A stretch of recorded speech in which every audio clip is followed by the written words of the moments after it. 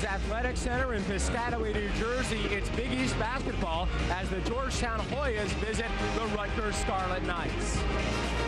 And good evening, everyone. I'm Rob Simmelker, along with former Rutgers head basketball coach and now completely impartial observer, Bob Wenzel, as we come for a big game for both teams. And Bob, starting with Rutgers, they're looking to bounce back from what was one of the worst offensive performances in their history Saturday against DePaul. Only 37 points since the shot clock era. That is a low for Rutgers. They've lost 2 games at home. This is a bounce-back game for them. Very important for them to get back in the winning column right here. The RAC is a very, very difficult place to play. This is a day that they can do it.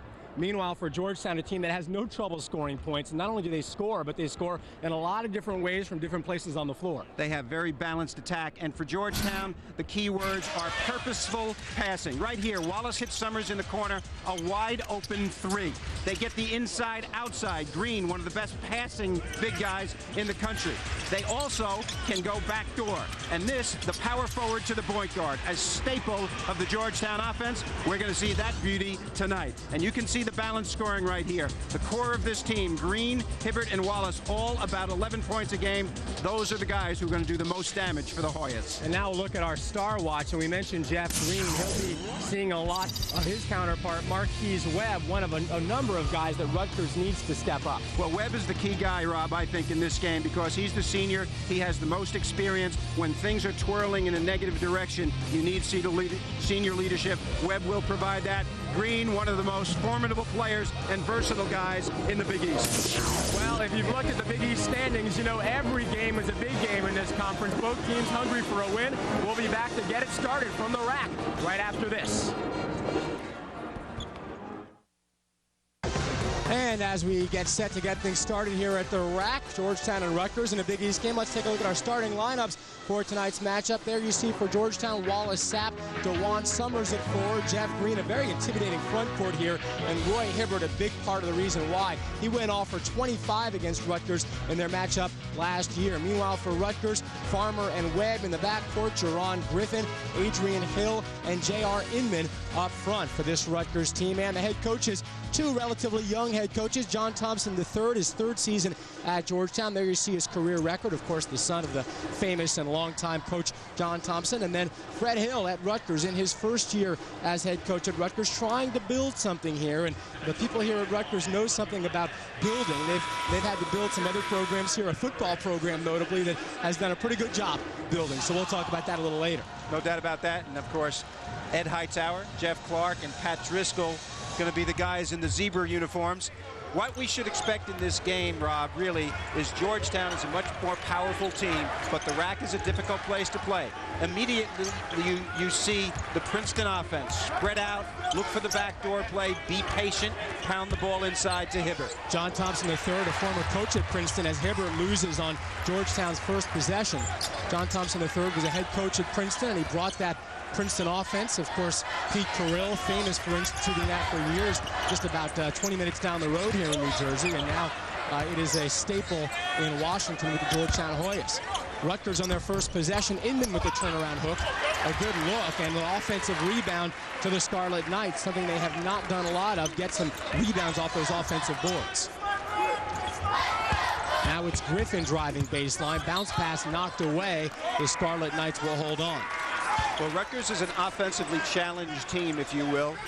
They have not scored a lot of points. They are low in the statistics in the Big East in terms of the offensive end, but they do take great pride in their defense. Marquise Webb, one of the better defensive players in the conference. They will be patient on offense as well. For Rutgers to win the game, it has to be a low-scoring one. They want the pace to be slow. Rutgers averaging 60 points a game. Is swinging around, and the 3 is no good from Griffin. But again, Rutgers manages to corral the offensive board, so a good possession here from the Scarlet Knights. Of course, they'd like to walk away with something and get off to a good start here at home. Now it's Farmer working his way around the right, draws contact and scores off the glass. Nice move by Anthony Farmer. And that's something we didn't see a lot of Saturday against Villanova here at the RAC. Good ball movement by Rutgers and offensive rebound. So Fred Hill has to like the start his team has gotten off to. Meanwhile, a pass to Hibbert at the top of the key got away. Hibbert went back to regather. Now it's Green on the post-up, spinning and losing on the strip. Ball loose in the key, and they'll call it a jump ball, and that will give it to Rutgers. And here we take a look at the struggles that Rutgers has had, these both on their home floor, and you see those shooting problems. It's versus Syracuse, 29.5%, down to 26.5% against DePaul.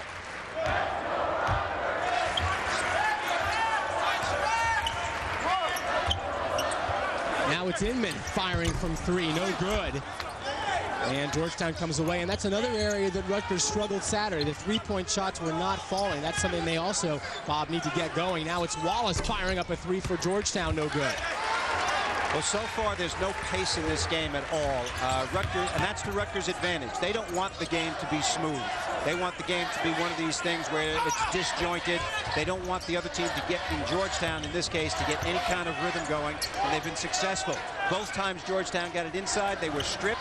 That's what Rutgers needs to do against a heavily favored opponent. And Webb gets called for steps as he tried to make a move at the top of the key, so a turnover there will give it back over to the Hoyas. Well, Webb is a guy who's been the most experienced player on this team, a guy who's a leader. So far, both teams very, very cold. It's 22 degrees outside, so maybe that has something to do with their lack of scoring. Notice the paint, wide open right here. This is characteristic of Georgetown basketball. The paint, the red area, wide open for people to cut in there and then get out. The backdoor cuts, the famous feature of that Princeton offense, and we see him keeping that middle open. And now travel called on the other side as Wallace got caught on his drive to the basket. We'll go back over to the Scarlet Knights.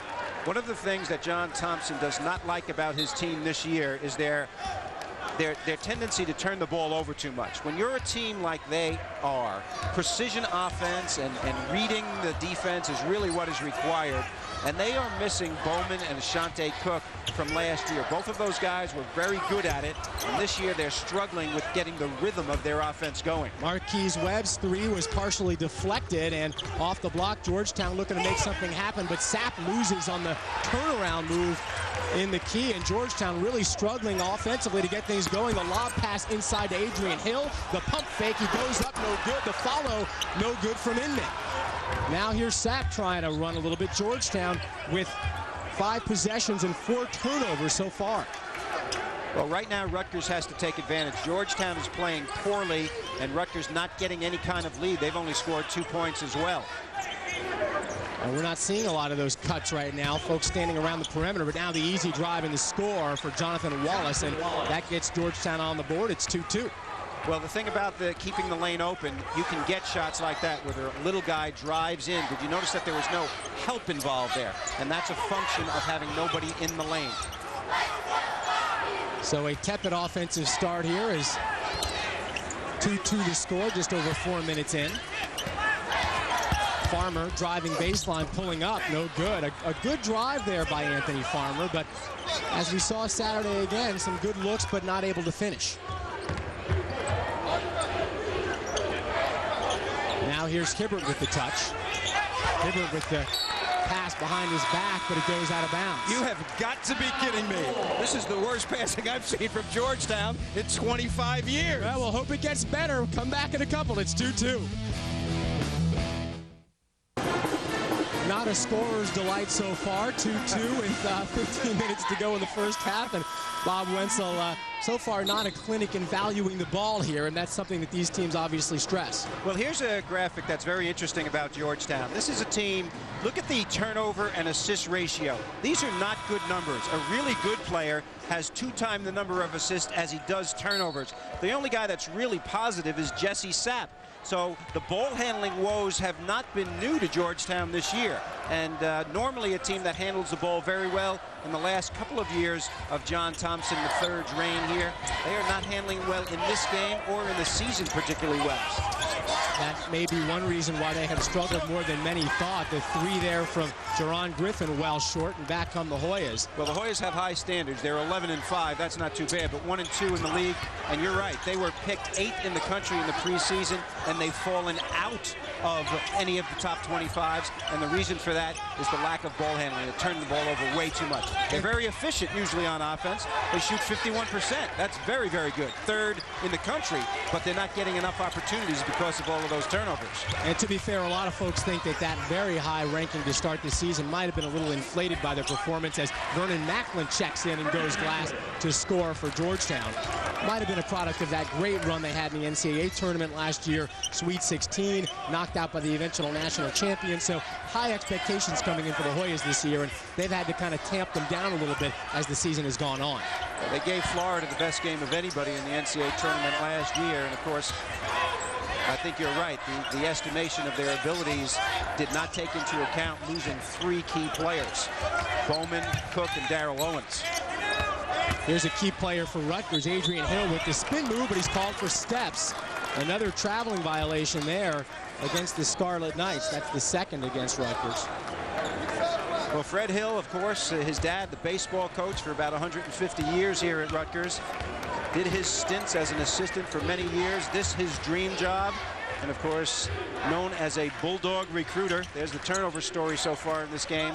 Hill will get talent here. I don't think there's any doubt about that. Yeah, before the game, I was talking to him about his recruiting class coming in, and his face lit up, talking about the talent he's got coming in next year. And I was also impressed, that after that terrible performance on Saturday, as we see the kick out and the 3 good from DeJuan Summers connecting. Well, Summers and Macklin, the 2 freshman forwards on this team, both highly acclaimed, both scored on the last 2 possessions. Summers more of a 3-point shooter, as you see there. That was a 2, my correction, actually, so it's 6-2. And of course, Macklin, a guy who can get it done in the paint. Georgetown, not a team that gets after you. They don't steal the ball that much. They try to play contained defense. Rutgers able to keep possession of the ball. The drive from Griffin, too strong off the iron, and now Georgetown looking to run. It is Sapp, Jesse Sapp, the sophomore guard from New York, just up the road.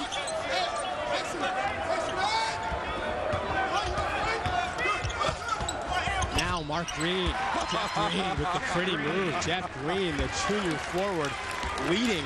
Let me tell you something, Rob. For the game. That was pretty.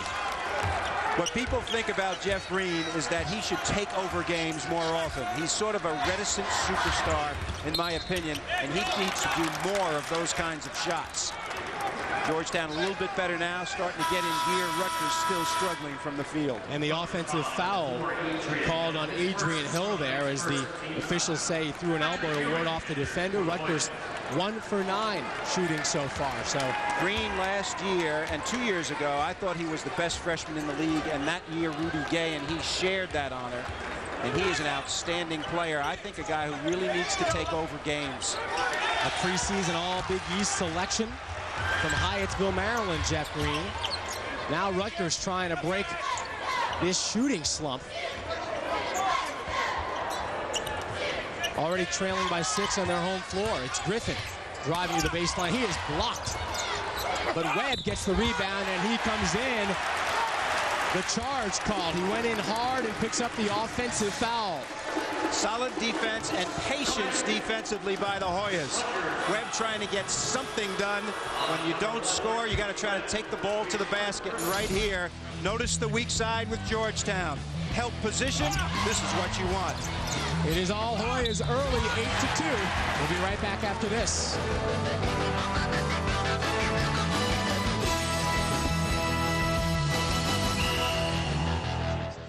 Funds, and it is my partner, Bob Wenzel.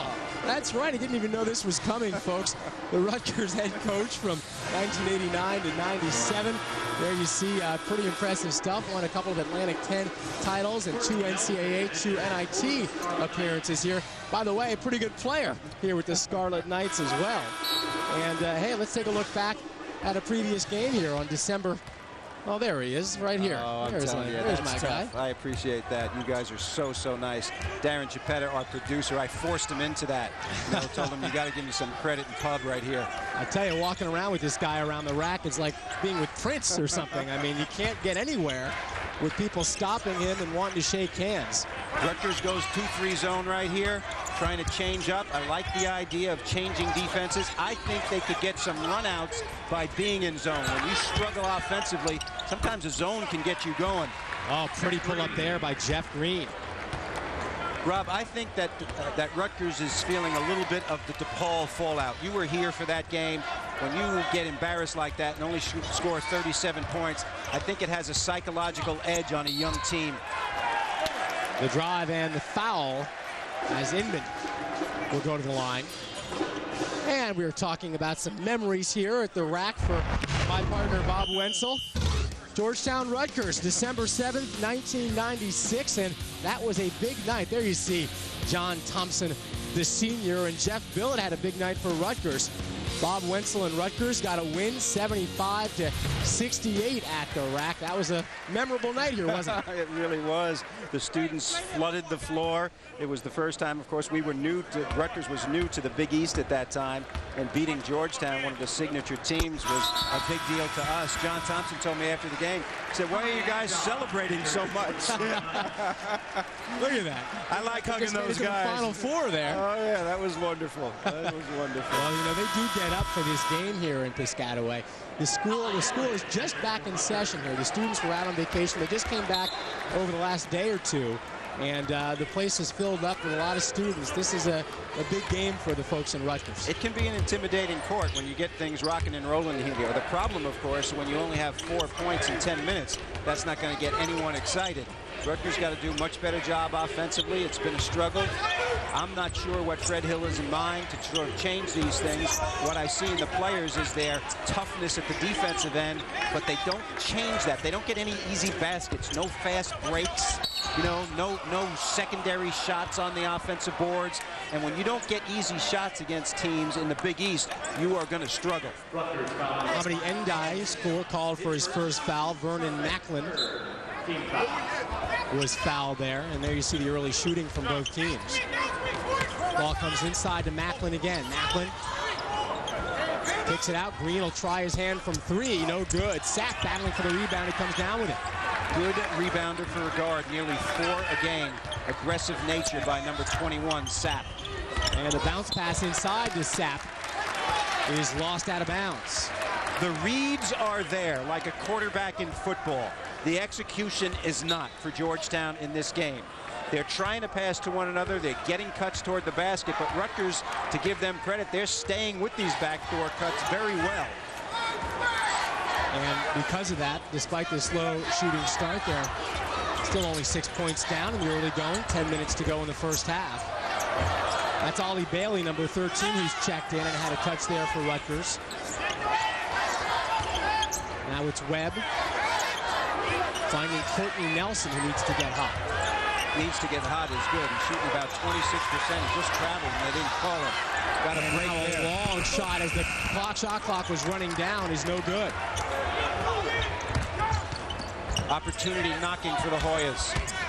And bringing it in with a nice move is Vernon Macklin going last. Macklin with some good early minutes here for the Hoyas. You know, the thing about Macklin is that he is trying to learn a complicated offensive system, and the more he thinks, the slower he gets. When he can just crash the boards and play, he is a very superior talent. The freshman from Portsmouth, Virginia, averaging about 11.5 minutes a game, and he's getting some quality minutes here early on for the Hoyas. Now Farmer with the move, finding Ollie Bailey. Bailey, the junior, goes inside. Play whistled dead, and the foul called. Hey, golf fans and club pros, it's not too early to start thinking about the 2007 ESPN National Golf Challenge. Log on to espngolf.com to register your team or to sign up your course as a qualifying site. Be a part of the search for America's best twosome. I don't think we've got America's best twosome sitting in this booth, Bob, at least not if I'm a part of it. Well, I asked you if you were a 3 handicap. You said there was a 3 in your handicap somewhere. Are you a 33 I or will 23? I will keep it at that. Nice pass. Ndiaye from behind the backboard trying to get out in front, couldn't do it. Blocked by a combination of Hoya players there. They're all saying, I got that block. Tough position there. Now it comes inside to Hibbert, who's checked back in, and the big man for Georgetown scores his first points of the game. Well, Hibbert had a game this year where he did not take a shot. Now, I don't know how invisible a 7'3", 285 guy can be, but he was invisible against Villanova in their loss, and that was coming off a big game where he played extremely well against Notre Dame. Hibbert and Green, you know, the two of them are really a determining factor as to how Georgetown does, and that Villanova game was, as a pair, their worst of the year. They really didn't do much, and not surprisingly, it resulted in a loss. Marquise Webb for Rutgers hits their first field goal in a while. Georgetown wants to pound it inside now. Using the height advantage as Hibbert just towering over pretty much everyone on the floor except for NG. The three-point shot, no good. The follow and the foul. And that would be Patrick Ewing Jr. Well, Patrick Ewing Jr. is showing some of the determination that his father had for years at Georgetown and in the NBA. Watch this on the weak side, Rob. This is extra effort. Great play by young Ewing. Right back after this, it's Georgetown by 10.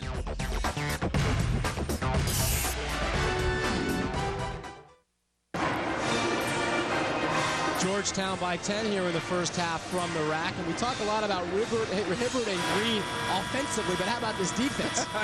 Well, defensively, they are intimidating when you get close to the basket.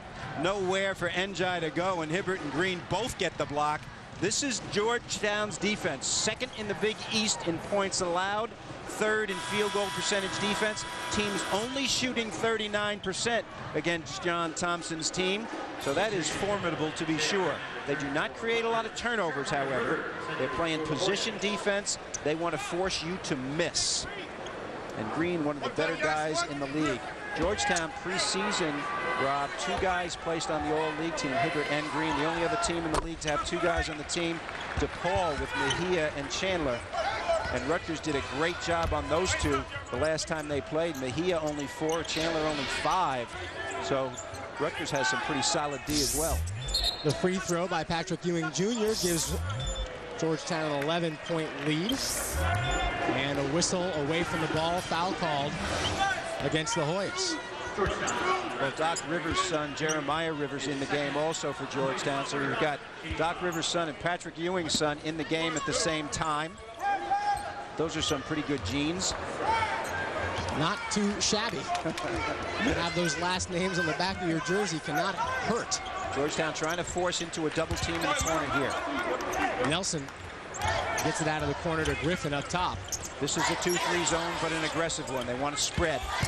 Now Nelson driving and dishing through it behind Hill. Comes back out to Inman, who fires a three, and there's some offense from the Rutgers Scarlet Knights. J.R. Inman connecting. Well, that was the best possession of the game for Rutgers, no doubt about that. Lots of guys handled the basketball. They came up with a clean shot, and Inman made it. Here's Rivers. A bounce pass inside to Green, who drew the double team, then threw it off the side of the backboard. And Rutgers coming back, moving the other way. Webb called, picks up the blocking call as he drives toward the basket. So Rutgers on the move a little bit there. Remember I told you that Rutgers gets very few easy baskets. They don't run out much. So here's an opportunity for them to get something at the free throw line. The last possession they executed, got a clean shot. This possession, at least they get a fast break opportunity. Webb's numbers on the season. Marquise Webb was the top returning scorer for this Rutgers team from last year. The thing about Rutgers, you know, Farmer and Webb really had lots of assists last year. The reason is Quincy Doobie was playing. So when you pass it to him, it's an automatic assist. So a little bit different situation this year with not a great scorer in the lineup.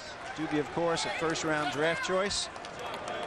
UConn of the Big East had 4 guys in the first round last year. Villanova 2 with Foy and Lowry. And Doobie, the 7th player from the Big East in the first round last year.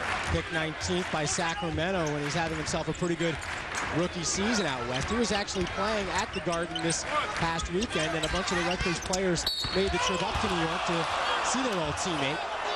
Meanwhile, back on the other end, the foul called against the Scarlet Knights on the ground. That's a problem for a guy like Doobie. He comes back, he's got to pay a lot of money for all those tickets. I think about at least half the team, plus friends, family, team managers went up to Madison Square Garden. That's the second foul on Adrian Hill. So early foul trouble for one of the leaders for Rutgers. Not good news. Georgetown does not look smooth to me. I've seen them a lot this year, and they just are not playing smooth. Green drove, he couldn't finish. Now Webb back the other way, running, and he misses the layup. Marquise Webb had a step on the competition. Now comes back the other way. Hibbert driving down the middle, and he scores. Well, that will give Fred Hill Excedrin headache #1. You go down one end and miss a layup, and then let a layup at the other end. 4-point swing. And an 8-point Hoya lead. And you saw the big man there, Hibbert, running the floor for Georgetown and finishing at the other end. Now here's Hill. And Hill called for the palming of the ball. And you see the call there, something the officials are emphasizing, another turnover by Rutgers. Well, characteristic right here. This is one of the plays that will really make Rutgers fans go crazy. A missed layup at one end, and then a layup at the other end. The big guy Hibbert filling the lane here. And those are the kind of plays that really can drag a team down emotionally. Fred Hill trying to change, going to a 1-3-1 zone right here. Look for the shot in the corner. And we see Georgetown. See, that's hesitancy right there. That should have been a shot. It looked like a good shot for Sapp, but he did not pull the trigger. They're swinging it back around for Summers, who will fire, and he scores. Well, that's the place where the 1-3-1 is available. If you share the ball and move it quickly, the back man of the 1-3-1 zone, Rob, has to run all the way from one corner to the other, as we see the anemic shooting by Rutgers in this one. Meanwhile, 7 points early for DeJuan Summers for Georgetown. He's got a nice stroke for a guy 6'8", shoots the ball well from the perimeter. Now J.R. Inman was in traffic, kicks it back out to Farmer. 10 on the shot clock here. Rutgers a long way from the basket. Farmer sending it inside for Frank Russell. Now Farmer with 4 on the shot clock pulls up and fires. No good. The long rebound over the head of Inman and out of bounds. It'll be Hoya ball. Well, Inman got knocked under the basket right there. Next year, when he has about 15 or 20 more pounds on him, he's going to be a very good player. Right now, a sophomore. He was on the all-freshman team last year, Rob. But, you know, lack of strength, I think, prevents him from being a big-time player so far. Right now, they list him at 6'9", 220. I don't think he's 220. He looks like about 185 to me. Never believe the media guys when it comes to the weights, right? Back on the other end, another foul called against Rutgers. Now you went to that was Frank right? Russell. You're an Ivy League guy, aren't you? That's what my degree says. Your degree says it, and they meant it. Well, I'm going to give you a geography lesson here in a second. Meanwhile, Wallace called for the palm again. So another turnover. That is the 8th turnover for Georgetown, and that call, we see it going both ways there. Let's hear some geography. Hamidi Njai, who was in the game for Rutgers, from Dakar, Senegal. You know what part of Africa Senegal is? I believe that would be Northwest Africa. Very, very good. I'm impressed. They teach geography at Dartmouth. Geography for 200, Alex, after this. Now Griffin driving the baseline, pulling up and nailing. So Jerron Griffin, the 3rd leading scorer on this Rutgers team, connects, and Rutgers has it back to single digits. I'll give you a little credit. It's not quite northwest, but it's west. Georgetown not making good reads. Guys are open in the post, and they're not catching the basketball right now. Rutgers doing a pretty good job fronting, but there have been a number of situations where guys are open and they're not getting it when they need it. Right there, ball should be in there sooner than that. And Summers picks up the foul call. The crowd not liking it, but DeJuan Summers will go to the line. And we will take a break. Georgetown on the road here in New Jersey. They've got themselves a 9-point lead early on. Stick around.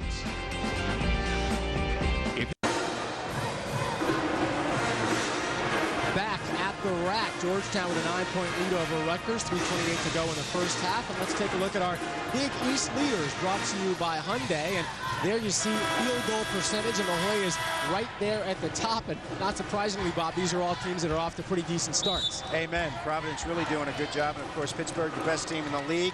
Georgetown, 51%. Ironically enough, Georgetown played Pittsburgh in their last game, shot 60%, Rob, and lost the game. Right now in this game, they're shooting about 67%. And unfortunately for them, they're turning the ball over so much, they haven't been able to get away from Rutgers really in this game. And that's been characteristic of the Hoya play this year. They shoot a great percentage from the field, but they don't get as many shots because they're turning the ball over too much. Meanwhile, at the line for Georgetown, DeJuan Summers. He had a great game against Villanova when Hibbert was conspicuously absent, had 16 points in that game.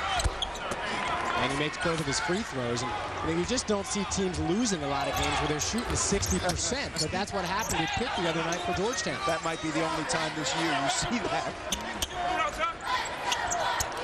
A lot of that, of course, a tremendous Pitt team that played an outstanding game that night. Coach John Thompson III gave the Panthers a lot of credit, saying, we played a good game, and we came in here and just got outplayed by a tremendous basketball team. Pitt's the best team in the league now. They have proven it. Here's Griffin pulling up for Rutgers, no good. Hibbert gathers the board for the Hoyas. And the nice thing about that rebound, Hibbert got it out of his area. You know, it's one thing to catch it when you're 7-3. Another thing to get one that doesn't come right at you. Now we see the big man working that offense from out top. Gets it to Wallace, who ball fakes. Sends inside to Sapp. And another turnover. We've seen that call a lot, the palming of the ball. That is something that the officials are emphasizing in the Big East, the carry. And we've seen it now 3 times. Fittingly enough, that's I call it the Allen Iverson rule. You know, when you can turn the ball over like that, like he does in the NBA, and when he was here at Georgetown, it's impossible to guard. And it has been a point of emphasis the last 2 years, and we're seeing it called much more. And I think it's a good thing, really. Mr. Naismith was certainly like it, because it's a lot closer to the pure game. Rutgers doing better as the game has gone on, obviously, but still not hitting on all cylinders at all, with only 13 points in the game, only 2 minutes left in the first half. Georgetown foul called against Jesse Sapp, his first personal, and Rutgers will send it in. They get a quick pass out to Nelson, who fires a 3 way off, but the rebound comes right to Farmer. If you can call it a rebound, now it's Griffin firing a 3, no good. Oh, good looks there from Rutgers, but nothing falling.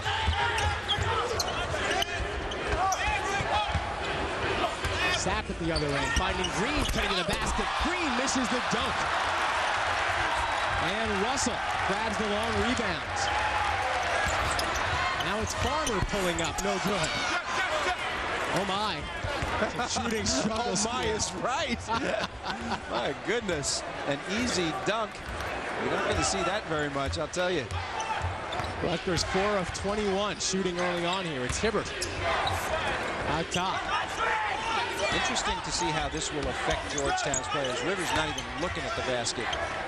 When you're not playing well and you miss a dunk like that, do you become reticent? We'll see. Oh, a pretty hook by Roy Hibbert.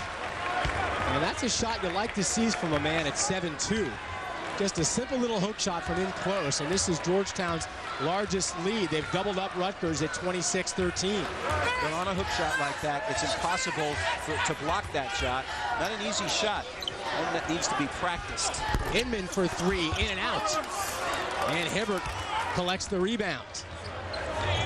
Under a minute to go now. Rivers bringing it up, driving, sends a high pass to Green, who had to jump up to corral it, and Sapp will take a timeout for the Hoyas. So 52.6 seconds to go, and the Georgetown Hoyas with a comfortable 13-point lead here on the road. And let's take another look at that very nice hook shot by the big man for the Hoyas. Well, right here, 7'3", and you bring it up. He was guarded well by Russell. Russell put his hands up, but it's coming out of the ceiling, so there's no way that you can get a hand on that shot at all when you perfect it.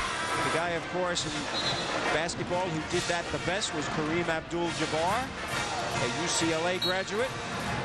Hibbert, of course, in a long line of big people who have played for the Hoyas. Patrick Ewing, Alonzo Mourning, Mutombo among them.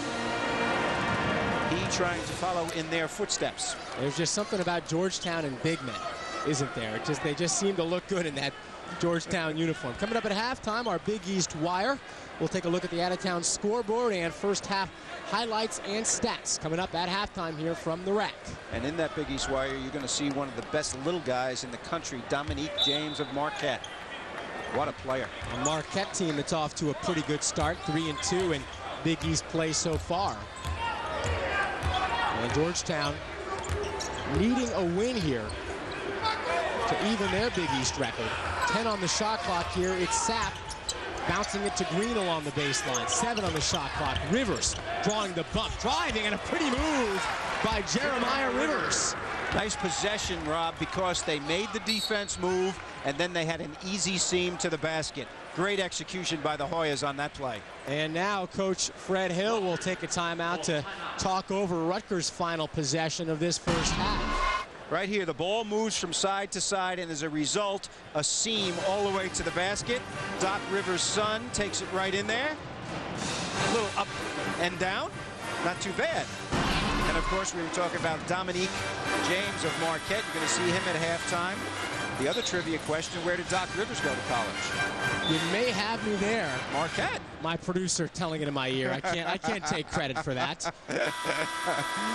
Well, this young man is going to have a good career right here. A lot of famous people, of course, went to Georgetown University. Great history of basketball here, and those famous basketball people want their sons to get that kind of an education. Of course, Georgetown, 1984 national champions. 85 Final Four. Remember when they lost to Villanova? There were 3 Big East teams in that, along with St. John's and Villanova and Georgetown as well. Who can forget that? One of the greatest upsets in the history of college basketball, 1985. 10 to go here in the first half. Farmer waiting to set up Rutgers' final play. Now Farmer sends the bounce pass to the corner. The 3 no good for Marquise Webb. A final shot thrown up, just missing out of the hands of Jerron Griffin. And we will go to the locker rooms with Georgetown holding a 15-point lead. And there's an update on our Star Watch. And 4 points each for Jeff Green and Marquise Webb. But that's not really the story here so far. The story is 13 points in the first half, 37 in the game against DePaul. Are we going to see a new record? Rutgers needs to get it going at the offensive end, obviously. Well, we certainly hope not, but we will come back, see if they can get things moving, and we'll talk it over at halftime. It is a 28-13 Georgetown lead from the rack. Big East basketball. We'll come back and look at the out-of-town scores, do some other stuff. Stick around.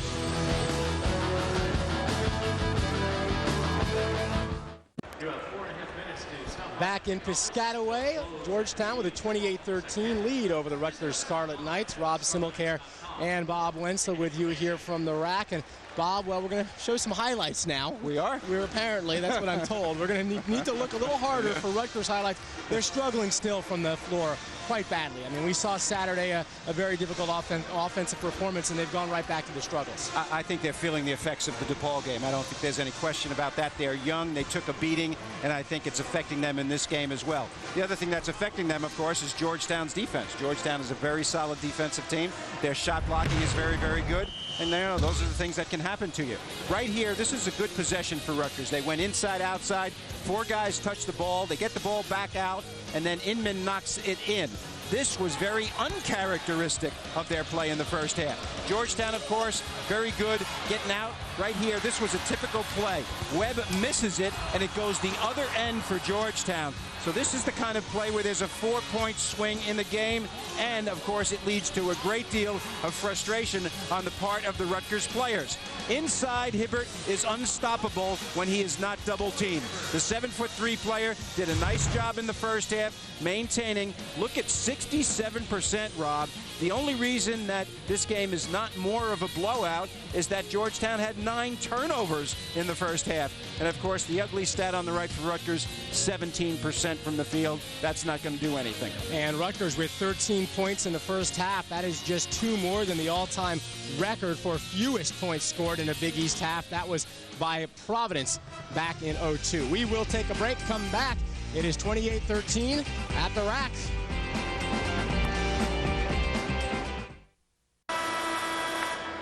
And we're set to get things started here in the second half. Georgetown leading by 15 in Piscataway, the home court of the Rutgers Scarlet Knights. And that pretty much says it all here, folks, about what we saw in the first half.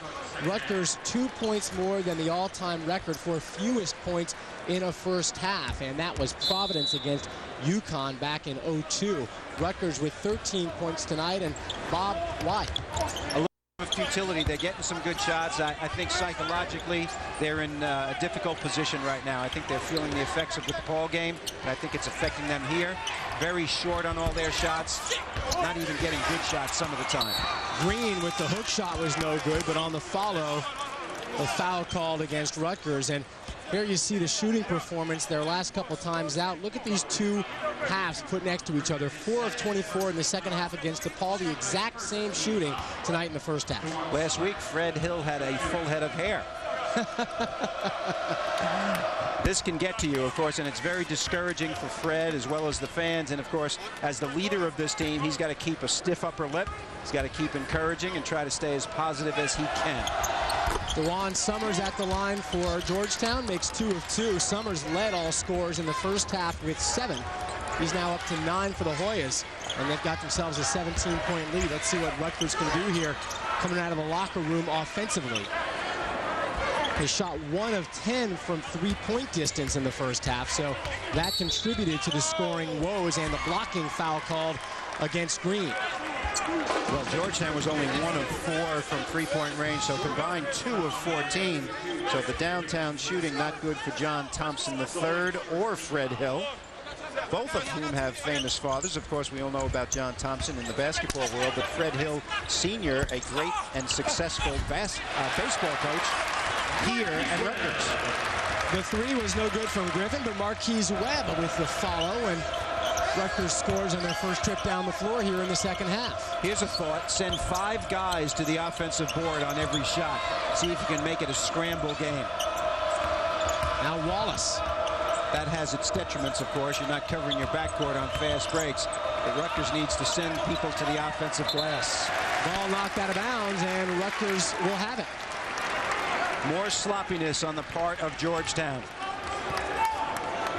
We did not see a lot of this last year from John Thompson's team, and I think there's a frustration level for him that he's having to deal with this group with turnovers. Maybe he had a full head of hair, too, at the beginning of the year before the turnover started, although I've seen tape. I know he didn't. Well, he's got to be happy with their defense, though, and he's got to be happy with their execution when they do get a shot. 3rd in the nation, 52% from the field for the Hoyas. Marquise Webb's 3 goes off the side iron. You know, no teams are perfect, of course, and especially, I think what I'm seeing at this time of year, Rob, is teams are improving. Earlier in the year, there was a lot of sloppiness in basketball, but we're seeing improvement with most teams at this time of year. Hibbert inside for 2. Great hustle play by Green right there, and Hibbert is the beneficiary. At 7-3 as the game goes on, you do not get shorter. You might get tired, but you don't get shorter. And that was just a size play there. 8 points for Hibbert. Now driving is Inman, and he misses the layup. Oh, Inman made a nice drive, couldn't finish. Hill on the follow, and the foul call down low. No shots, as Hill was fouled underneath the basket. Well, I believe it's going to be on Green right here. Actually, Summers picking up the foul, his first. Well, that's better for Georgetown. You don't want Green in any kind of foul trouble if you're John Thompson. Now Inman, after that nice move, drives again and picks up the foul. So J.R. Inman showing that maybe he can be the guy to start leading this Rutgers offense a little bit. Well, he's the leading scorer and rebounder on the team, so taking over some of the responsibility. Last year, all freshman team was Inman, taking it strong inside to the bigger Hoyas. Only 5 points tonight, averages 11. And I imagine, Bob, a lot of the time when you're in a slump like this team is in, you got to have your big guy lead you back to the promised land. And J.R. Inman coming out here, it almost looks like he had a little talking to at halftime and said, I'm going to come out and try to take over a little bit here and get some offense on the board for this team. Well, when I got here about 3 hours before the game, he was the only player in the gym, and he was working on his jumper. Took a lot of them. So some dedication on his part. Now the pass inside to Sapp, who goes off the glass, but he draws the foul on the nice feed from Green.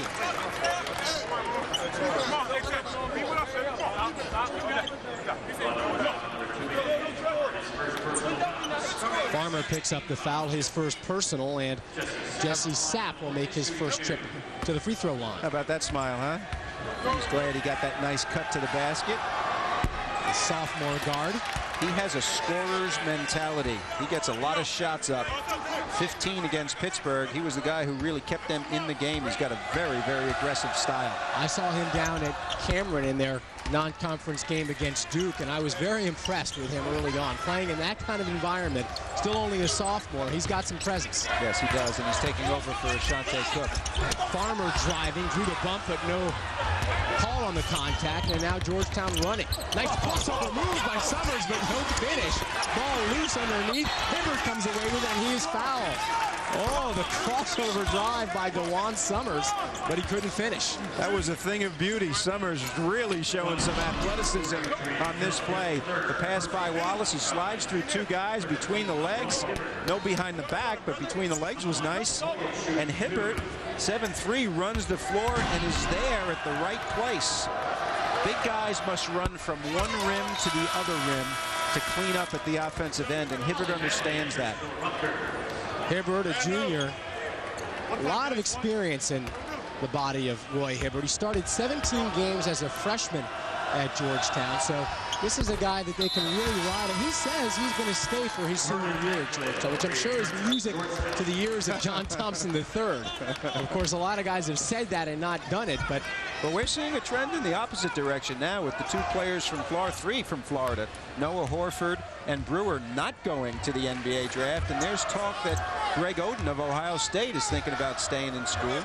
Odd that we talk about that so much, but the new rule, of course, guys must go to college for 1 year before entering the draft. Hill, the drive, the spin move, and the score. Adrian Hill. He of the surgically repaired knees. 2 surgeries, both knees. Hill has had physical problems his entire career. It shows great fortitude. Sat out the last 16 games of the year last year due to that knee injury. Sapp driving and going glass. Jesse Sapp with a nice play. We talked about his aggressive style and his scorer's mentality, trying to show it a little bit here in the second half. I don't think he's going to go 40 minutes and be passive. Farmer finding Ollie Bailey, who was checked back in for Rutgers. Bailey has a little guy on him, wants the ball. Farmer again driving, kicking it out to Marquise Webb for 3. So Rutgers heating up a little bit here in the second half. A 3 good from Webb, and it's a 37-21 game.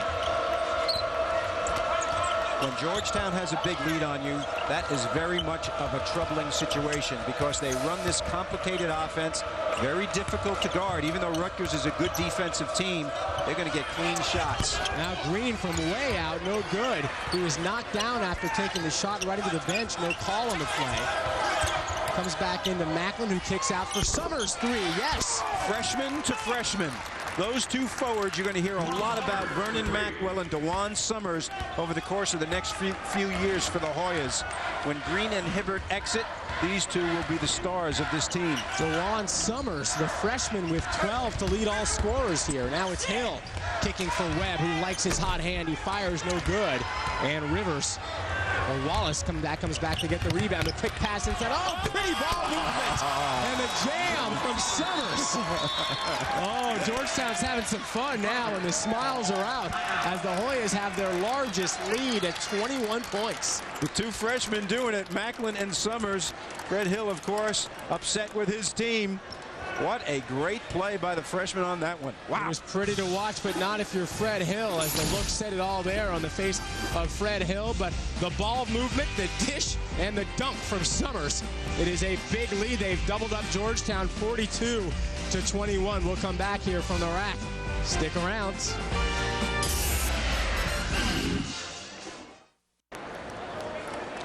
Georgetown all over Rutgers, 42-21. That's the father of Rutgers head coach Fred Hill, and Fred Hill Sr. his name, and he was, of course, the Rutgers baseball coach here for quite a while, not liking what he's seeing early on here so far, and neither was his son. Well, he's still the baseball coach and probably will be for as long as he wants to be. He was the baseball coach when I was here, and previous to that as well. He's seen a lot of guys come and go here and a lot of programs come and go. I talked to him before the game, and he's very happy that his son is getting this opportunity, but of course realizes it's a little bit of a struggle this year. But Fred Hill will get it going. I guarantee you that. He's got great enthusiasm for the game, knows the game. Just got to get his recruiting going. And he seems to have gotten it going. A number of blue chip prospects coming into Rutgers next year. The foul in the basket for Ollie Bailey. Basket good, and Bailey will go to the line. So Bailey stepping up and making something happen here for Rutgers. They're way down, but trying to create some momentum here at the rack. We'll be right back after this.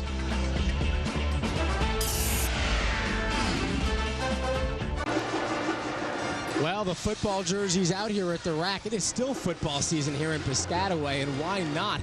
After the tremendous season the Rutgers football team had, 2006 Texas Bowl champs, and we're talking about building a program here with Fred Hill, and that's something that Greg Schiano certainly did on the football side of things. Well, patience is a virtue that very few athletic directors possess, in my estimation, but they were very, very patient with Greg Schiano, and it has paid off huge dividends. The 11-2 season this year. What a great team to watch and fun to watch. And of course, last year Rutgers 19-14 in basketball made the NIT. So it's not like they're at the bottom of the barrel, but this is a situation this year where they're really, really struggling offensively. And I'm sure the same patience will be exhibited with the new regime as was with Schiano's. And we could very well be looking at a graphic like that from Fred Hill a few years down the road as he tries to build a program here in a state with a lot of basketball talent. So he's got plenty of recruiting to do in this state, as the three is good from Jonathan Wallace from Georgetown. You know the thing about Wallace? He was going to go to Princeton. You know, John Thompson, of course, was the head coach of Princeton, and he was going to go there. He was recruited there, and when John Thompson left to go to Georgetown, he decided to switch. And so he goes from Ivy League. He has Ivy League credentials in terms of his academic background. Pretty solid. Webb with a three for Rutgers. Talking about Wallace, you know, that's pretty impressive on both sides of things. He's got the Ivy League academic credentials, and yet good enough to play basketball at a program like Georgetown. That's an impressive young man. I told him that you went to Dartmouth, and he said, I bet my SATs were higher than Rob's. He wasn't impressed. No. Jesse Sapp checking in for Georgetown. You know, Webb just made that three. He's starting to heat up a little bit from the outside, but very little momentum in their game. Not enough easy shots for Rutgers. Not enough breakouts. Not enough offensive rebounds. You know, they struggle on every possession. Now at the other end, a three good from DeJuan Summers, and Summers on fire here tonight. Career game for him. Indeed, he's got 16. His career high is 18. And that was only done just about a month ago in a game against Towson State. So Summers having a big night here in Piscataway. Ollie Bailey the miss. The follow no good from Rutgers, but it comes out to Webb. And now the three ball no good from Courtney Nelson, but the rebound from Bailey, and he is fouled. Meanwhile, looking at that last Georgetown possession, and we're talking ball movement. Here's some. Well, this is what you want to do. The ball moves from side to side. It goes inside and out. The cross-court pass, when the help side happens, gets clean shots. Now, you got to be able to make those shots, too, for that to look so pretty like that. And Summers is a guy who can do that. Even though he's 6'9" and 235, he prefers the three-point line. Very good night this evening, of course. Had 16 against Villanova, only 4 against Pittsburgh, whose defense is stellar. Jeff Green checks out, and Patrick Ewing Jr. checks in. And Ewing coming off of an outstanding night at Pitt, a season-high 12 points on 5 of 6 shooting in Georgetown's loss at Pittsburgh. And Ewing, a transfer from Indiana, he sat out last year. Now in his junior year, he has shown some signs over the last few games of really being an offensive force for the Hoyas. He's enthusiastic, I'll give him that. He's openly enthusiastic in his desire to play and his quickness and his enthusiasm with his teammates. Now Bailey going inside, losing the ball, getting it back, and he is fouled. So Ollie Bailey doing some nice work for Rutgers down low, and he will go back to the line. With Hibbert out of the game, Bailey's lack of size inside isn't quite as important. Summers, Macklin, both in there. The freshman right now trying to contain him. Bailey is a very physical player, and Green on the bench with Hibbert. Both of the experienced guys out on the bench right now. Ollie Bailey is trying to take advantage. Bailey was on the Big East All-Rookie team back in 2005. And he's got some good upper body strength. There's a lot of work in the weight room, and you could see it on that last play. Just muscling his way in and then muscling the shot up. Chicago Farragut High School. And Bailey connects on both his free throws. So it's down to a 17-point Georgetown lead, just over 12 minutes to go. Ewing Jr. will bring it up for the Hoyas. Well, Rutgers going to try to go with full court pressure right here. Now, if they can create some turnovers and get something going, this will be good for them, obviously.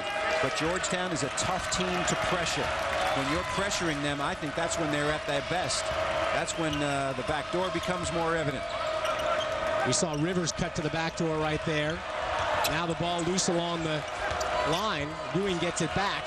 Sends out to Macklin. Macklin with 5 on the shot clock. Driving. Going left hand and good. 30 here. Macklin.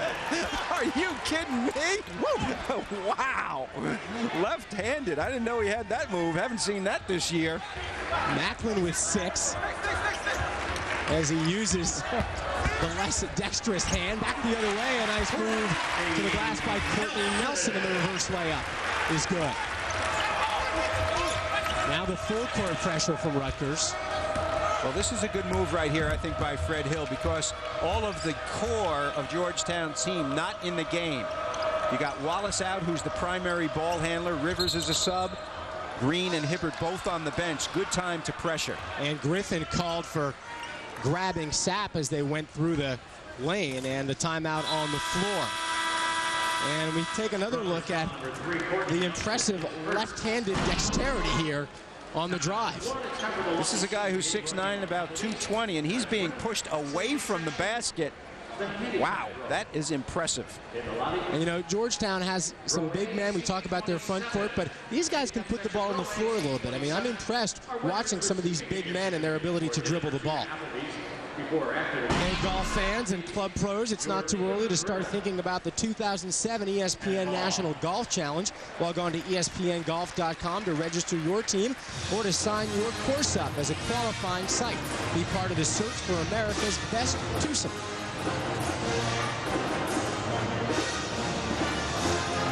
And the rack, a place that can get awfully loud when it is full and when there is a good game inside. It's a little bit quiet tonight.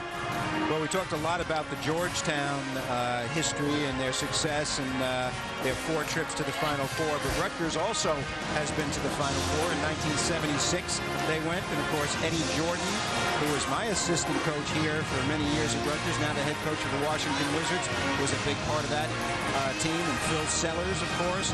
Michigan and Indiana were in it at that time. And, of course, for Georgetown, Patrick Ewing was the MVP when they won their championship in 1984. So lots of good tradition everywhere here. There is Coach Jordan right there with the big smile. And those other guys could play a little bit. We had Hughes on that team and Earl Duncan and lots of other guys, and very solid group. Craig Carter, of course, was on that team and is now the assistant coach here at Rutgers. Was a guard on that team in 1991 that went to the NCAA tournament. So Coach Carter right there, not of the film Coach Carter, but a very solid teacher in his own right, and I think capable of doing great things in the recruiting area for Fred Hill as well. You know, a lot of folks don't realize how much basketball history there is here at Rutgers, and you obviously were a big part of it for quite a while, but there is a tradition and a history that when Fred Hill goes out on the road and he goes to a top recruit in Newark or somewhere else in New Jersey, he can put down something that says, you know, we've got a basketball program in your state. Yes, I think so too, and a lot has to do with his connections as well. Tom Young, of course, was the coach that took Rutgers to the Final Four in '76, and he did a great job here. And those are the NIT banners as well up there. So good history. Obviously, Hoyas history much stronger than Rutgers in basketball. Of course, back in those years, the NIT, the NCAA had fewer teams, so the NIT was a more vital tournament. Now, the NCAA has taken over, of course, the NIT and bought it, and now is running the NIT now. Georgetown with possession. It's Sapp finding Rivers. Rivers looked up to shoot. Now he will fire. No good, and the call will go against Hibbert as he went over the top. Ollie Bailey was fouled there. Bailey actually has switched jerseys for some reason. He's now wearing number 25. He was wearing number 13 before, but now wearing number 25. That has to be a blood situation. I would imagine so. I would imagine so. Because when you know, before a game starts, you have to have the number in the book. There is a scorer's book, and anytime there's a mistake in there, it's a technical foul. So that has to be some sort of a blood issue right there. Adrian Hill at the line. And speaking of blood, Adrian Hill had a rough day on Saturday. He was hit a couple times in the head, took a shot to the nose, then actually was cut just above the eye and had to come out of the game for a bit, and also twisted his ankle. So he was beat up a little bit against DePaul, but he's back in there tonight. Now the nice pass out to Ewing, who fakes his shot. Now he'll fire, no good. And Bailey gets the rebound.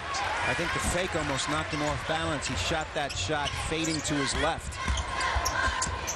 Now Nelson from the corner with sap in his face fires a shot, no good. The rebound knocked out of bounds, and it'll be Georgetown ball. The Rutgers bench doesn't like that call, but the Hoyas will get it.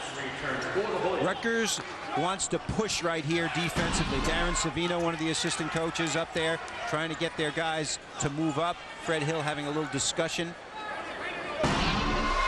And still having that discussion, not accepting the answer on that last call out of bounds. I don't know if it was that or something else he's complaining about that happened before that. Well, Fred has a striped tie but not a striped shirt, so he does not get a vote. Meanwhile, Sapp back the other way scores.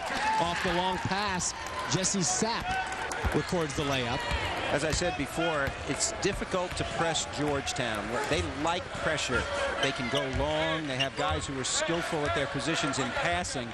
So once they get a lead on you, it's difficult to come back. Now Bailey, New Jersey and all, drives, and call goes against Rutgers there. And a turnover, the first turnover of this second half by Rutgers. His first personal foul is for the night's fifth team foul. Look for double teaming at opportune times, and opportune times are right after the 10-second line or in the corners. By trapping, try to get a turnover. The problem for Rutgers in this situation is Georgetown's spacing is so good. Sapp along the wing. We'll get it back with 15 on the shot clock. Fires the three, no good. And a whistle, a foul called on the rebound. That'll go against Rutgers' fourth foul. It's on Hill. On Hill.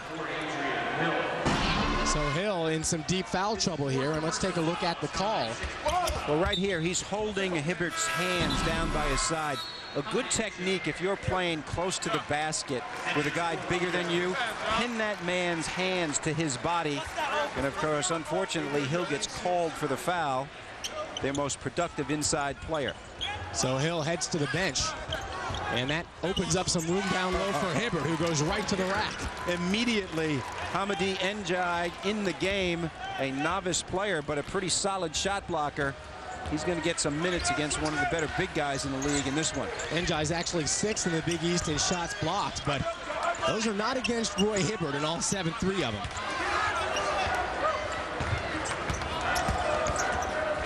It's Webb pulling up along the baseline. Tough angle for Webb, no good. So for Georgetown, a chance to make some hay in the Big East. Their next game is against Seton Hall.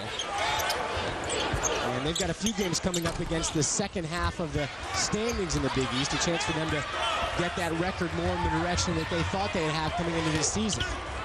Meanwhile, Bailey on the drive, and again, Ollie Bailey will go to the line. Bailey getting some quality time at the free throw line. Fast break opportunities are few and far between for Rutgers this year, but trying to get back in the game, they've got to do something, and this is an opportunity. They have not handled fast break situations well this season either. Some passes off feet and passes out of bounds and missed layups, that sort of thing going on a little bit. Bailey with 6 points in this game. Only averages 4, so he's having a good game. Now he's 7th. Edmond will come back in. 3 of Georgetown's next 5 games are on the road, but all 5 of them against teams that are in the bottom half of the Big East standings. As we see Green head to the bench.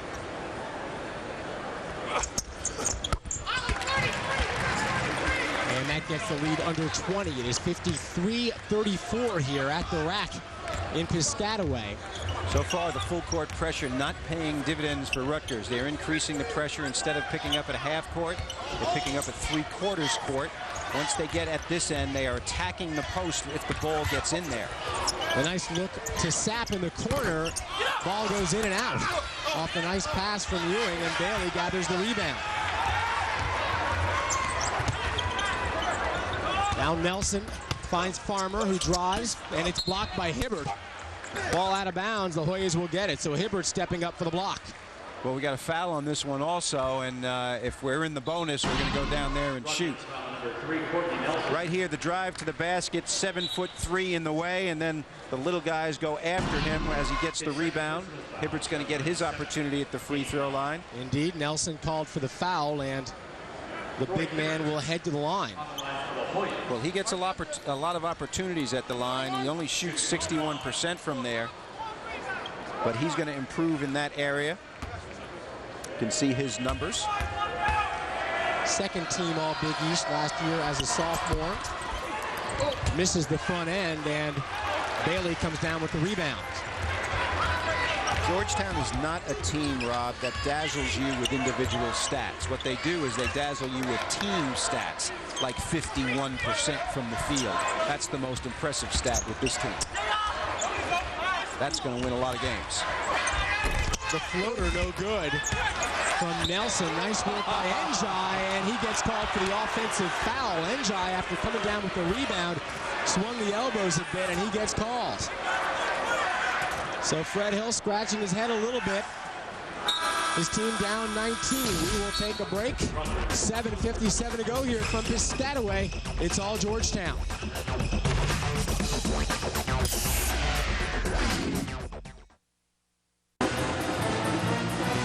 The cheerleaders trying to keep spirits up here at Rutgers, down 19. Let's take a look now at our Red Lobster nothing but net shot of the game. And Mr. Macklin showing that he can work not just with the right, but yes, the left hands. Well, this is a thing of beauty and a very difficult shot. This is a 10 on a 1 to 10 scale in degree of difficulty. And Macklin showing some great athletic ability on that play. Only a freshman. Not getting a lot of minutes this year, about 11 or 12 a game. He is a future star of this team. Lots and lots of ability. Right now, he's learning the offense. It's taken a while because of the complications of this offense. But I'll tell you what, he's going to be a player. Macklin 3 of 3 from the field, 6 points tonight. Well, 60 to 24%. That is going to win a lot of games, and that adds to it right there. Hibbert gets another one in the lane. The three-point shooting anemic for both teams. But the inside play of Georgetown obviously dominating, and the lack of offense for Rutgers showing its head. Hibbert with 14 after that last basket in close. If you do not double team Hibbert, he can go over his left shoulder with a hook or a power move. He can turn right and shoot the baseline jumper. He has shown a lot of variety in his offensive arsenal. Tyler Crawford, who's checked in for Georgetown, just picked up a foul, and that'll send Inman to the line, who misses the front end, and the rebound comes out to Rivers. Tyler Crawford. You can see Njai being very, very aggressive here, but his lack of experience in basketball is something that is obvious also. Here's Hibbert putting the ball on the ground and driving to the basket, and that is what we were talking about. The 7'2" center taking it from the free throw line and driving for the layup. A lot of people say, why do you put your 7'2" guy out on the high post? It's part of their offense, that's why. And he's got to learn how to handle the ball and not be just a guy who parks himself in the paint. If you got a guy who can do that at that height, why not? Inman back at the other end. 10 points in the second half for Hibbert, 16 overall. Well, when you talk about big guys in this league, of course, Hibbert and Aaron Gray become the first ones to mind. Sapp driving, blocked by Inman. And Farmer back the other way. And we saw the matchup between those two big men on Saturday night as Gray and Hibbert locked up, and that was fun to watch. Well, they kind of negated each other. Neither one of them had great effect upon that game. And we're talking big men, and Well, when you're talking Georgetown, you're talking big man, aren't you? Look at those faces. An impressive history with center players here at Georgetown. Of course, Alonzo Mourning and Patrick Ewan. Dikembe Mutombo now starting for the Houston Rockets because of the injury to Yao Ming, and Hibbert's numbers not quite as good among that pantheon of outstanding centers from Georgetown, but doing the job for his team. Now, of course, the style has changed a great deal. The numbers for guys in this modern era of Georgetown are not going to be like those numbers in the past when they were scoring lots of points. They were not running this kind of offense. They were swarming all over the offensive boards and pressing and running. That is not the style of John Thompson III. It is funny to see Georgetown adopting that Princeton offense. Of course, one of the best NCAA games I ever saw was that great first-round matchup, as the foul was called on Ollie Bailey. That great first-round matchup between Georgetown and Princeton back when Pete Carrill was at Princeton. Indeed. It was a 16-1 game, and Princeton came within 1 point of being the first ever 16 seed to knock off a 1. In Providence, Rhode Island.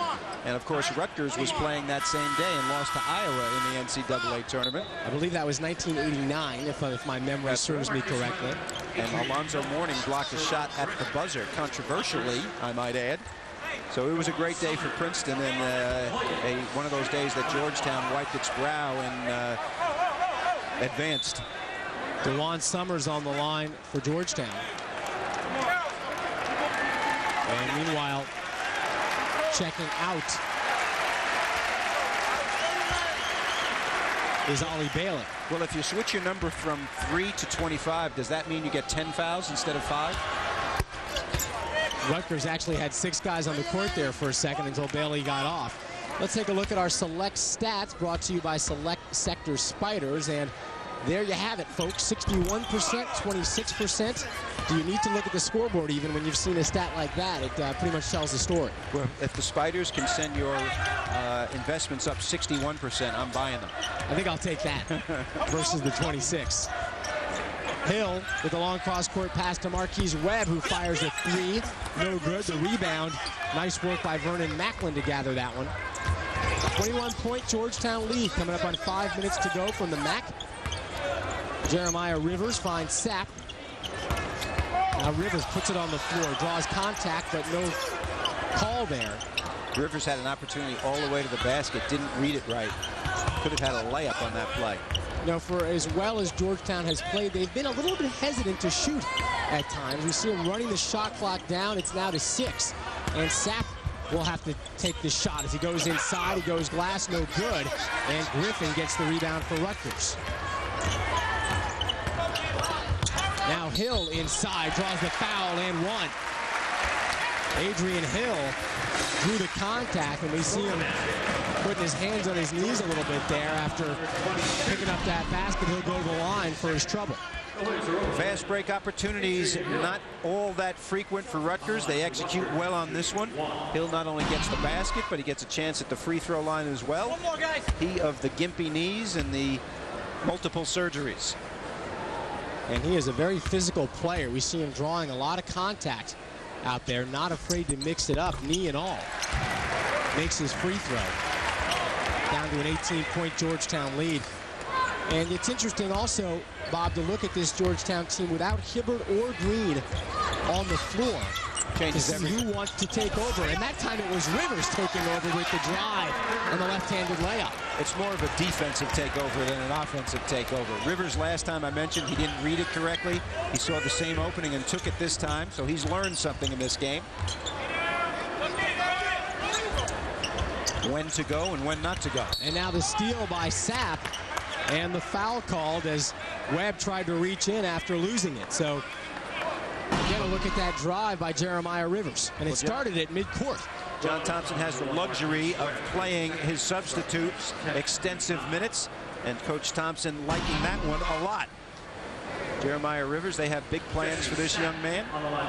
Pretty tall guard, knowledge of the game, good genetics. His father, Doc, of course, the head coach of the Boston Celtics, and a college player at Marquette University. I know that now. After you stumped me earlier in the game.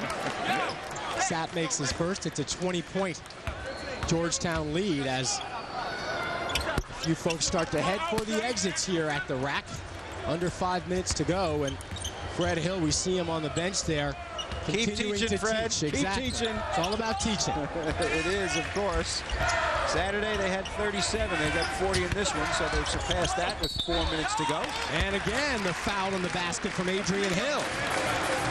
The Farmer is starting to create some here. Going to the basket, trying to draw Hoya defenders and dishing.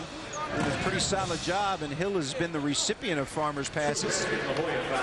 Farmer, one of the all-freshman team members from last year's Big East, not having as good a year in his sophomore year. Of course, he was in the backcourt with Quincy Doobie last year, and that'll help anybody become a good passer. And you got a guy who can shoot like that. 8 points now for Hill, and hey, positive points for Rutgers. They had 13 at the half, now with 43, so a pretty respectable second half offensively here from the Scarlet Knights. A lot of it coming at this time in the game with Hibbert and Green out. The offense can be more productive because there's no shot blocking in the lane. This is Octavius Spann with the ball for Georgetown, who's checked in. Now Macklin along the baseline, kicks it out to Summers. Summers for three, no good. Almost went back, actually.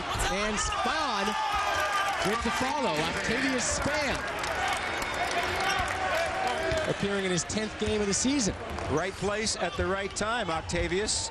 Hang around in the paint, you might get something.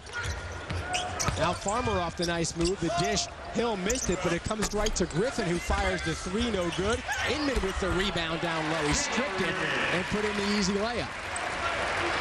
Points coming more easily right now for Rutgers at the late juncture of the game. You know, we were talking about Quincy Doobie, one of the best shooters in the land. All of the pub last year, of course, went with Reddick and Adam Morrison, but Doobie, their rival in terms of outside shooting range. Summers driving, dishing, finds Spann. Now it's Rivers for three, no good. But the follow by Spann. Octavius Spann crashing the boards. I told you, Octavius, hang around in there.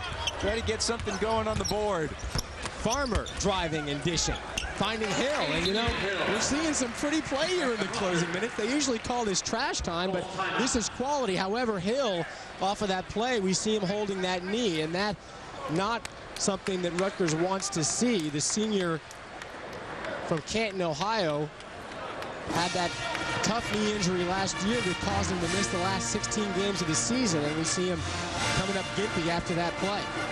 Well, when you get your knee surgically repaired, that's no picnic for sure, and the wear and tear on a guy's body over the course of games really helps.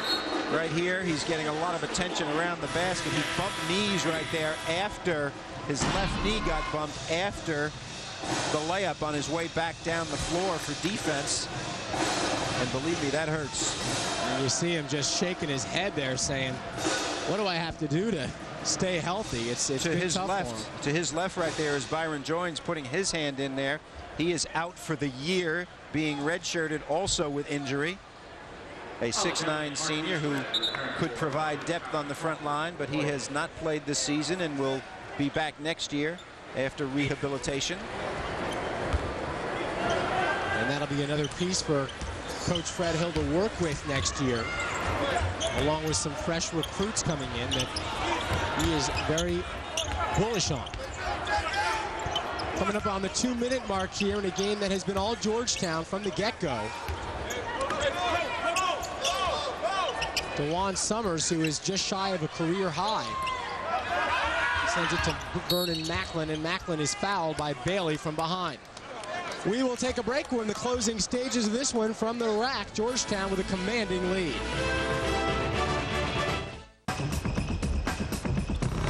And John Thompson III's Georgetown Hoyas on the verge of their 12th win of the year, and a win that will even their Big East record to 2-2. Well, I was giving John Thompson's team a hard time in the first half because they turned the ball over 5 out of their first 6 possessions, but they've only got 11 turnovers in the game. They had 9 in the first half, so obviously he was concerned about that at halftime, and they really straightened things out. And when they play like that and don't get up into the 15 and 16 area turnovers, or 22 like they had in Villanova, they are going to have a great chance to win every time out. Meanwhile, at the other end, Rutgers has shown some better offensive flow in this second half than we've seen in quite a while, and that time it was Courtney Nelson driving the baseline and having it knocked out of bounds. Rutgers will hold on. The problem for Fred Hill right now is psychological for his team. They played 3 home games and lost all 3. Now they've got to go on the road at Providence and at South Florida. Now they did win at Cincinnati, so they showed some stick-to-itiveness there, but they've got to get themselves mentally ready to play basketball with this kind of a drought. When you have struggles offensively, it's very demanding mentally on players. Macklin, the turnaround hook, no good. Crashing the boards was Octavia Span, no good, and now back the other way. Inman running the floor, missing the dunk. And he comes back and commits the foul. So not what you want to see there from Inman. He took off from too far out, I think, Rob. You know, I mean, he was so anxious to get in there and make a play. But watch how far out he takes off. That's like a Michael Jordan deal, and he's not Michael Jordan. And, of course, a little getting his head down. The problem right now for Rutgers is when you get into an offensive funk, it really affects players, and you know, there's a confidence factor that has to be dealt with, and Fred Hill's going to have to deal with that. I know he's keeping a very positive outlook on his team, but you know, you get discouraged, and it's not easy when you're in this kind of a situation. And you talk about the tough road ahead for Rutgers. Here's an advanced look at some upcoming games brought to you by Advance Auto Parts. For the best parts, people, and price, we're ready in advance. And Rutgers, you see, going on the road for 2 games. Meanwhile, for Georgetown, we talked about the fact that they'll be playing a lot of games now against some teams that they should be set up to get some wins against, although obviously nothing automatic in this conference, especially on the road. You got that right. Seton Hall's not bad. Eugene Harvey, one of the better freshmen in the league, really doing a very, very good job. Brian Lang leading the Hall in scoring, and they have a first-year coach, Bobby Gonzalez, along with Fred Hill. Those 2 new guys in New Jersey. Part of the young guard of coaches in the Big East. Mick Cronin, the other first-year coach at Cincinnati. Of course, Cronin was a head coach at Murray State. And let's take a look now at a game-changing performance brought to you by Pontiac. Roy Hibbert. Well, he was the man inside. Very powerful. Took over both offensively and defensively in this game. 7'2", 7'3", 285 pounds. Showed an assortment of inside plays with his back to the basket. Even showed a drive to the basket from the high post. Good numbers for him. Only missed 1 shot. 1 rebound shy of a double-double for Hibbert. Rivers makes both of his free throws. 7 of 8 shooting for Hibbert. 9 rebounds. And he's a big part of the reason why that Georgetown field goal percentage has been so high this year. He's only shooting 69% from the field. Is that all? Inman with the 3 for Rutgers. So Inman, after missing that dunk and committing the foul, comes back to nail a 3. And it's a 16-point Georgetown lead. A minute to go. Octavia Span working with the ball, being guarded by Webb, and timeout on the floor called by the Hoyas. Dribbling and going nowhere is a venial sin in John Thompson's system. That's why he called that timeout. He wants guys to execute, whether it's the first group, the second group, whether it's the first minute or the last minute of a game. And I think he was upset with the disorganization of his team on that possession, even up this many points. And we're talking about field goal percentage and how good Georgetown has been this year. You can look at a trend here. If you look back at Georgetown's field goal percentage over the last several years, there you see it. Started out at 43.1, which isn't too shabby, but it's just gone up and up. No, and he's been there for 3 years, so it's gone up every single year. 51% this year. That's awfully, awfully good. And, of course, the system adds to the quality of shots. And if you run the system correctly, you're going to get good shots. And when you have really good athletes running the system correctly, you're going to get really, really good shots. And I think a lot of people around the country still wondering just how good this Georgetown team can be after that very high preseason ranking. Rivers along the wing, and he did not keep an eye on the shot clock. It expires. Well, the best team in the country resides in Gainesville, Florida. That is the Florida Gators basketball team. I'm not referring to the football group. They're awfully good too, obviously. But they have the best team. The returning 5 starters from the national championship, and they are playing like they are very, very hungry. I don't think you'll get too many arguments on that point. The 3 was no good by Jason Cherry there for Rutgers. And the ball will go back over to the Scarlet Knights. We're seeing a lot of new players checking in. John Mimo, number 10 for the Scarlet Knights. Meanwhile, for Georgetown, Kenny Izzo, number 4, has checked in. Said Desrivek also in the game. The drive by Mimo finds Bailey underneath, and the foul against Izzo. So Bailey, who has spent a lot of time at the charity stripe tonight, will get 2 more with 13.1 to go. Georgetown foul number 4, Kenny Izzo, his first. Ollie Bailey, shooting 2. Bailey makes his first, and the Rutgers bench looking on at their 3rd straight home loss. Well, they had Quincy Doobie to carry them last year, and he was 28 a night at least. And now the offensive load is being shouldered by mostly sophomores on this team, and they're having to adjust to it. And so far, the adjustment has been difficult. And that will do it here from the rack, as Georgetown will let the clock run down on a 14-point win. A win that, frankly, was not as close as the score indicates. We'll be back to wrap things up in just a moment. Stick around for our local stations. This is break 14.